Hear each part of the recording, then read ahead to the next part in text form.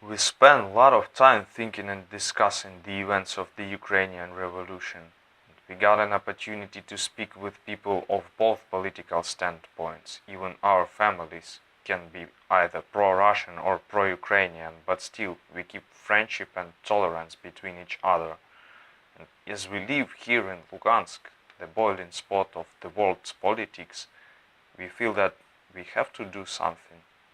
We cannot stand back. Radical movements promote misunderstandings, conflicts, and increasing the gap between the two parts of country make the notion nationalism equal to intolerance and hostility.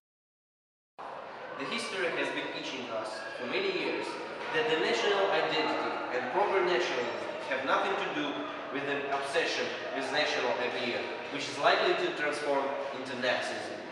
We shouldn't forget that a few months ago in Kiev and in some regional centers in the western Ukraine, the state buildings were taken up by the armed people as well. But the media coverage was completely different. This is what many people in the Eastern see as double standards. We believe that the first step should be taken to ease the tension in the country is to hold an all-Ukrainian conference in which people of different backgrounds will participate.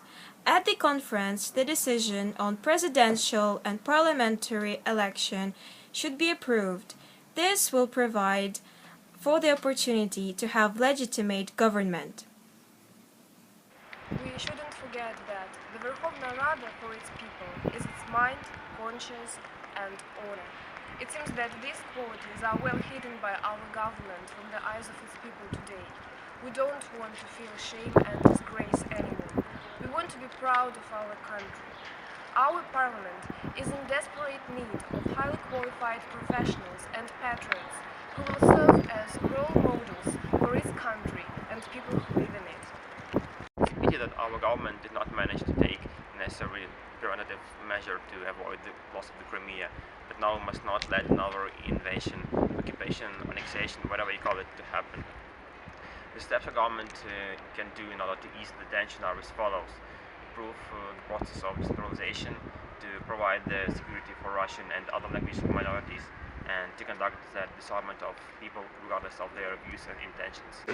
Ukraine has turned into a battlefield in the information war. What makes it worse is the fact that in most cases people prefer to use the information they've heard as their own point of view. We should avoid behaving like this. So I want all of us not to be submitted to the mood of hostility. We should not forget of the human nature of all people living. I believe that the government should be built on the moral standards and human values. To retain the unity of our country, we should remember that the more we separate from each other, the weaker we are.